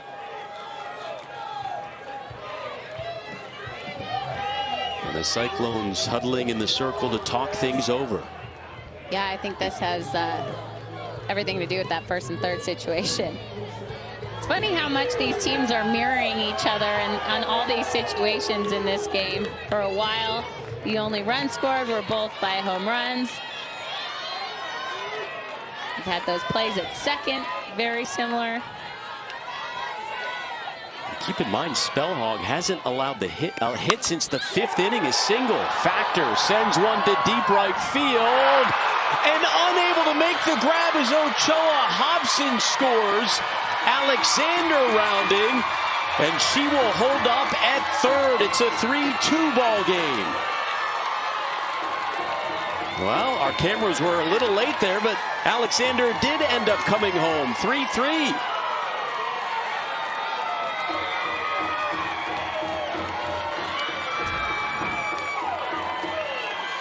Wow.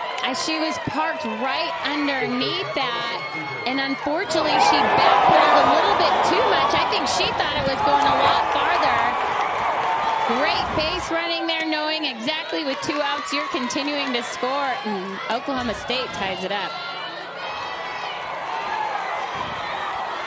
Here's Allison Febrey at the plate, trying to end it. 1 for 3.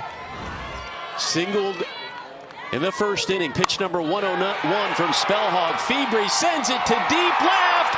Ball game. Or is it? Megan, the drama will continue. Allison just keeping you on your toes. Getting all of this one. I mean, the way this inning has just turned with the 2 outs. Ochoa not able to come out with that, and they're able to move on. Febrey, first pitch she sees, she knows it. She was making sure this time no one had a chance to catch it. And all of a sudden, Oklahoma State has taken all the wind out of Iowa State's sails. Here is Haley Busby. Got you excited, right? Don't forget, the Cyclones are the home team. Some people did. Some of us did. We're thinking about math too much. Well, we've been sitting for the last 3 innings behind the scenes trying to figure out how many runs Oklahoma State needs to score, needs to allow to advance. Even with a 2-run loss, they would have advanced. Got a little preoccupied there.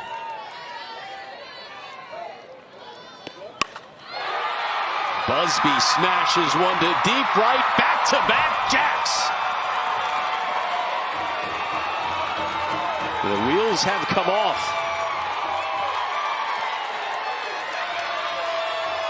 Haley Busby, I think they call that a buzz bomb back in Stillwater. I mean, it completely, this is the team we've been watching over the past few weeks. Here in the 7th, the top of the 7th, this team took advantage of the miscue out in right field. There were 2 outs. Cheyenne Factor hits the fly ball, what would have been out number 3. And OSU just continues to put that pressure on. You cannot give them those extra chances. And unfortunately for Spellhog, who's thrown an amazing game, just was not able to come back. Back-to-back home runs by Febrey and Busby. Here is Pennington, who also went yard in this one back in the 2nd inning. That one reaches the stands. Unreal. Spellhog had allowed just 1 run and no walks in the first 6 innings. And it all falls apart here in the top of the 7th. What did I tell you? You can't walk the leadoff batter. Yep.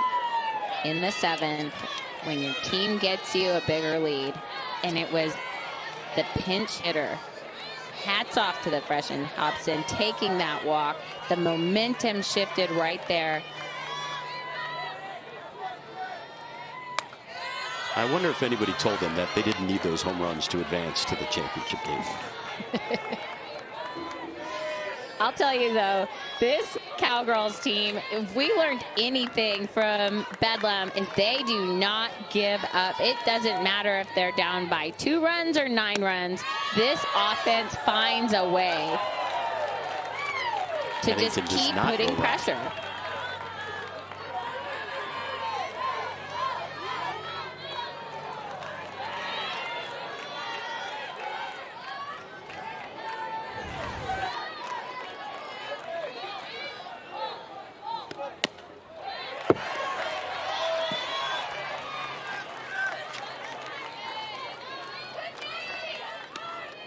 For Oklahoma State, though, yeah, they could have lost and still would have gone to the championship, but this is bigger for them too, Alex, what we talked about earlier in the game.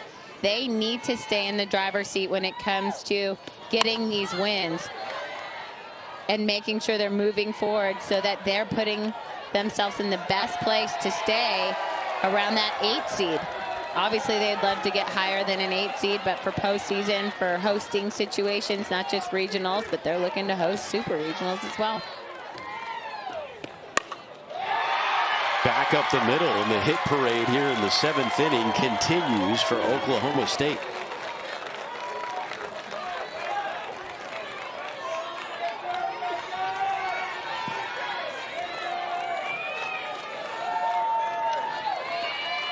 By the way, the 2, 3, and 4 hitters will be coming up for Iowa State in the bottom of the 7th inning whenever we get there, because Oklahoma State coming very close to batting around.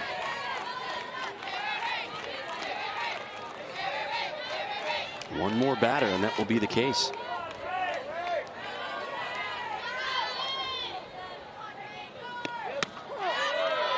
Reagan Wright lays off that one for strike 1. Again, Oklahoma and Texas Tech coming up after this one in Game 6 of Day 1 of the Big 12 Championship. Williams is there. There we go, bottom of the 7th on the way, and Iowa State suddenly trails by 3 thanks to Febrey and Busby going yard. The Cowgirls about to advance to the championship game. One for me and one for me. Introducing Buy One. Simonek, a storied career, but coming off one of the roughest outings of the season for her. 4 earned runs in just 2 innings at the end of the regular season against Oklahoma.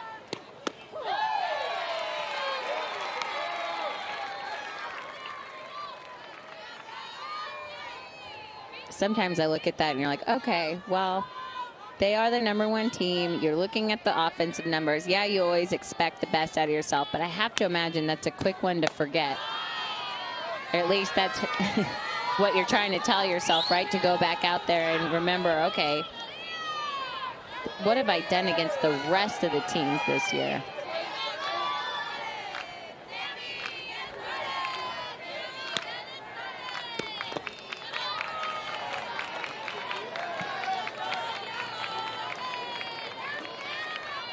And as I mentioned before, a lot of similarities between these two teams. Here we have 7th inning situation for Simonek. She's not wanting to walk Williams.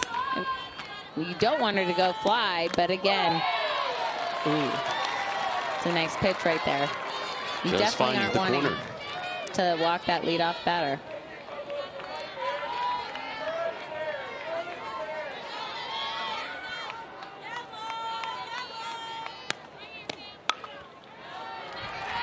One chopped foul.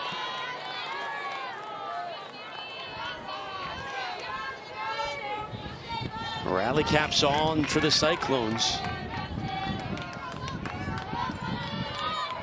31 wins on the season, 2nd most over the last 31 seasons. Hoping to come back for number 32. Williams gives one a ride to left center. That'll drop into the gap, and Sammy Williams is aboard with a leadoff double.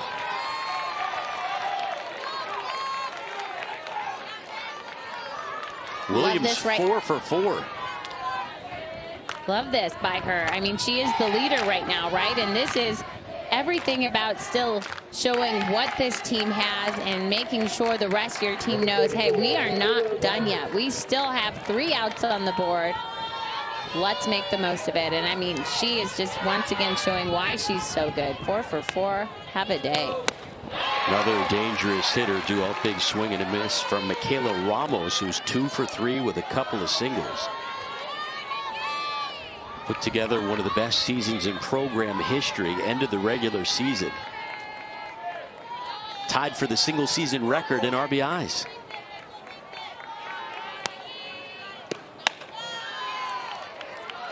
One and one. And Wright will go out to have a chat with Simonek.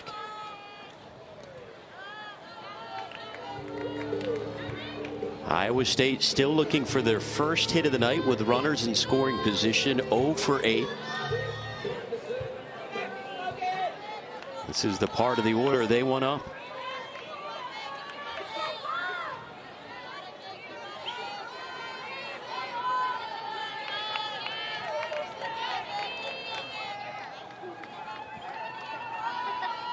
Simonek ready.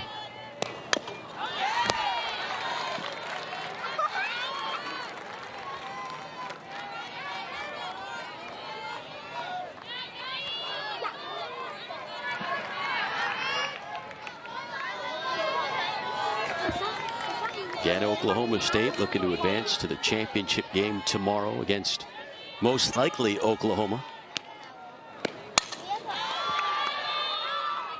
Count remains 1-2 to Ramos.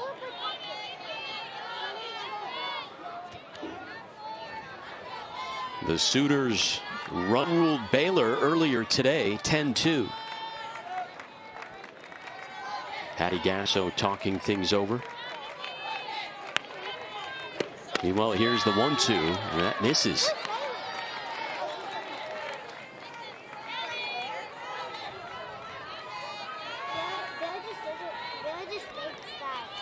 Opposing batters hitting .275 this year against Simonek. Ramos over to third. One away.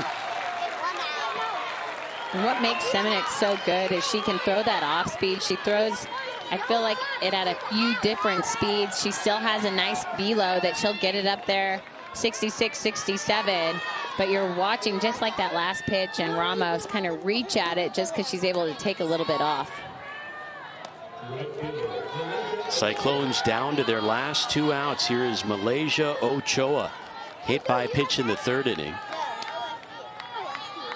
But made that tremendous leaping grab in right field earlier in the game to rob Oklahoma State of a 2-run homer.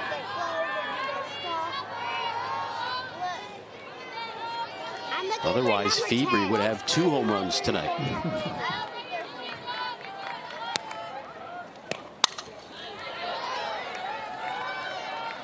Well, Alex, there's no one else, I think, in this lineup that wants to keep this game going, too, because it was her out in right field that wasn't able to come up with the factor fly ball. She catches that ball. That's out number 3.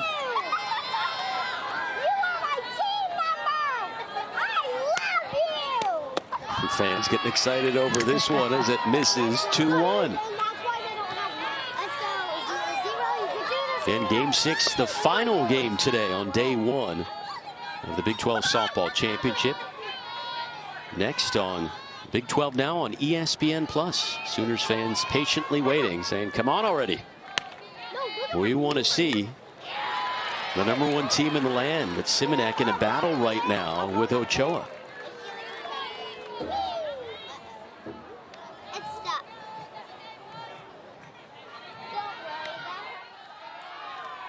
Simonek with 4 saves during the regular season and went 4-3 overall.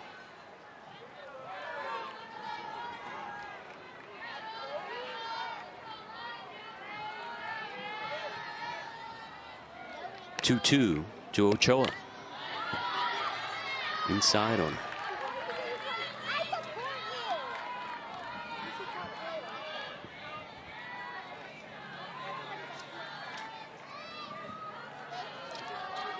Texas Tech, fresh off upsetting Baylor 8-6 this morning. Getting ready to finish things off tonight against the Sooners, and now full count coming up, and Simonek playing with fire here. She allows Ochoa to reach. The tying run will come to the plate.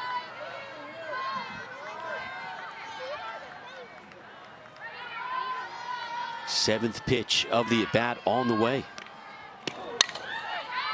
Ochoa just not giving up. I love the fact she's battling off anything close. That last pitch, the changeup, not chasing, staying within herself. It's a big AB right now, Alex.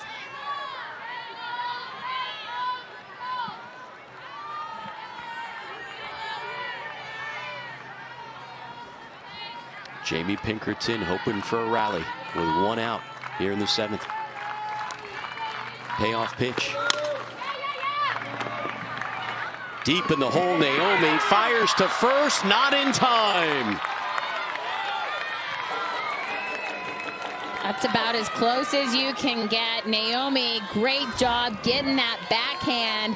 I mean, this is about as deep as you can get. Fires it over to first. Ooh. Man, that is close. I like the scoop by Febri.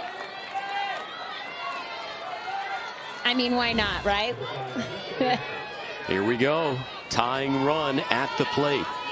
And the sophomore from Hawaii, Alicia Ranchez. Big swing and a miss for strike one. I love that. I love that. That's where you're at in this game right now. You get a pitch up over the heart of the plate. You got the runners on. You better be swinging like that. Ranchez hit .259 during the regular season with 3 homers and 20 runs driven in. Wow. That one misses somehow. I'm not sure. I was more thinking, like, how are you going to swing like that on the first pitch and not on a pitch like that one? But, hey, that's why we are in Austin, not swinging the bat. Ranchez 0 for 3. Looked like the same pitch, different outcome. That's a strike. That one way too good. She's got to be hammering that. 2 of the first 3 batters to face Simonek have reached. Double by Williams, single from Ochoa. That one misses to Ranchez. A year ago during her freshman campaign, and the second best batting average on the team, hit .313.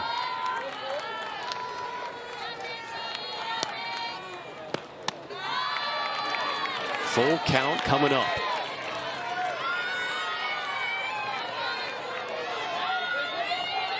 Iowa State so good all game, no matter Simonek or Eberle, just going deep in counts, not swinging at too many pitches out of the zone.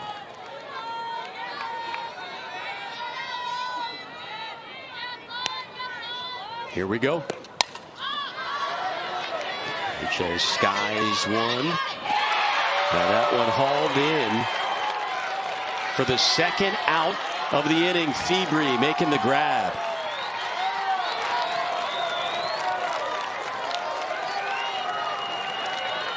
Cyclones down to their last out here in the bottom of the 7th. It'll be up to Callie Gosey, the freshman from Houston, California, to keep this thing going. Gosey reached on an error in the 2nd, singled in the 6th. Swings right through it. That is dirty. That's that off speed right there to get that first pitch. You're seeing big right down the middle. But that, again, that's what makes Simonek so good. So deceptive. Oklahoma State fans on their feet.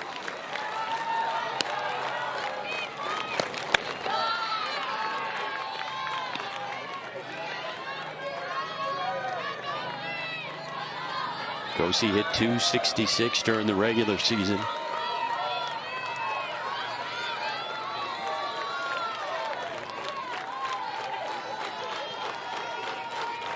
Iowa State trying to keep this game alive. But they're down to their last strike.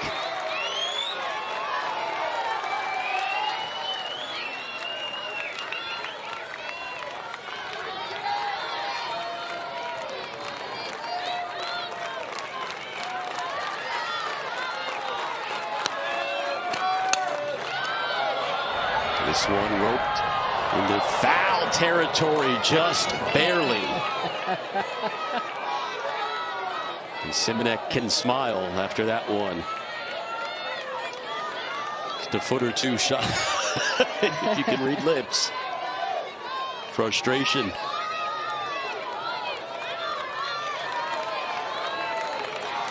I love it. I love the grit out of both of these teams right now, Alex. Neither one of them have given up one bit. They are playing all 21 outs, using every bit they can. Gosey, and that will find its way to center field. 1 run will come in. It's a 2-run game. The tying run is aboard, and the winning run will come up to the plate.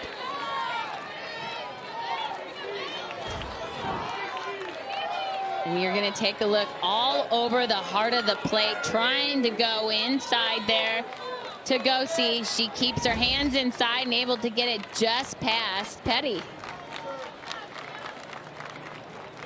So the tying run over at first in the form of Gosey, Ochoa at second, and Casey Simpson, the junior from Texas, at least momentarily looks like she's getting ready to bat. See if there's a change. Simpson has had a rough night, a couple of strikeouts and hitless.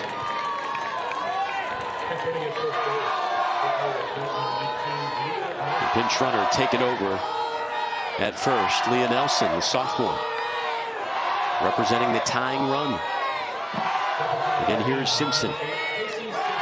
End of the regular season on a 7-game hitting streak.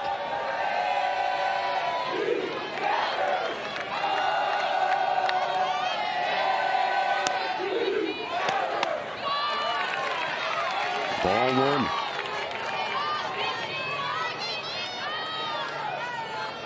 Simpson hit .224 during the regular season, 5 runs driven in. Simonek has thrown a lot of pitches in this inning.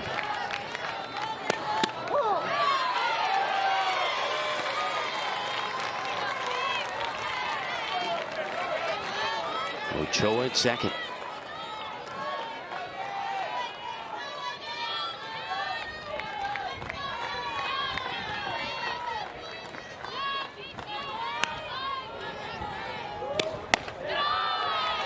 Two and one.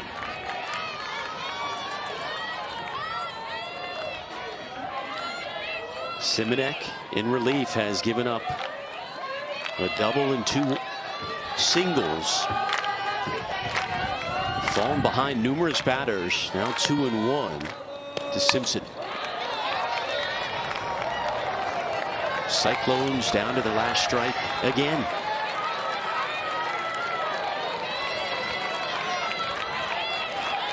Simonek looking for save number 13, which would tie a program record. Back up the middle, another base knock. Ochoa comes around to score. And Nelson, it looks like she will hold up at third. It is a 1-run ball game. I love this, Alex. This is what postseason is all about. This is why we call it mayhem. The never give up attitude. Iowa State is making a statement right now, and I love that each batter is going up to the plate. They are not chasing pitches out of the zone, and they are attacking the good ones. I have to. Simonek has given up hits to 4 of the 6 batters she has faced, a double and 3 singles, 2 of them to drive in runs. And let's see if we're having a pinch hitter or pinch runner. Logan Shaban, the senior, is due up in the 8th spot, hitless so far tonight. And it looks like we're going to have a pitching change. Kelly Maxwell coming into the circle. Not surprised here. Simonek just not able to shut the door. You're going to go with the lefty and hope she can come in here and get that final out. Maxwell's been a tremendous pitcher this year. 14-3.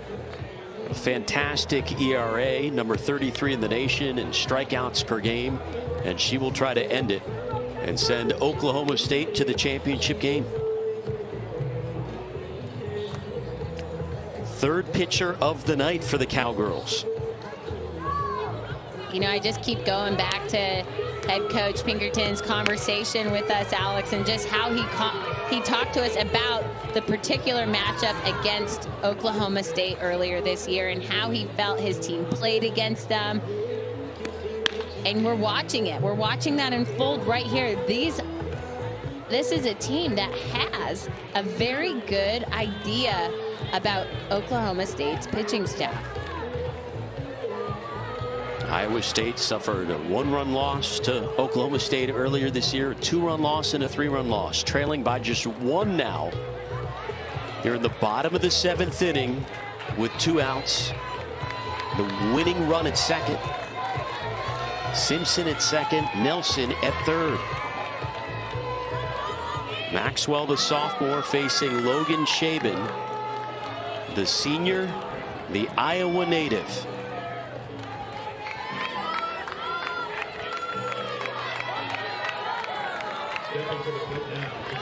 Drama in Oklahoma City.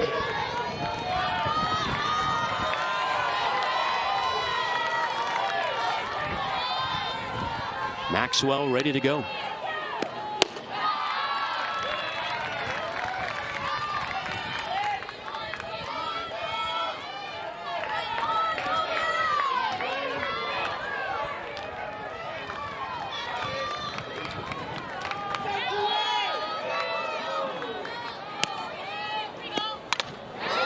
Shaban fouls one off of right. I like that hack right there.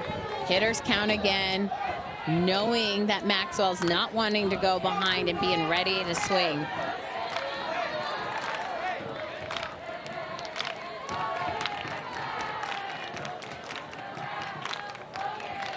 Shaban, 19 home runs in her career. More than 100 hits.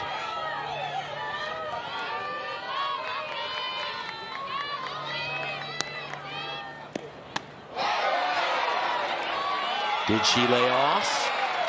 Yes, she did. Yeah. It's like, come on. This game's too good right now. Maxwell does have 3 saves this season, in addition to her 14 wins. The 2-1. She did go. One ball. Oh, chased it. Way upstairs.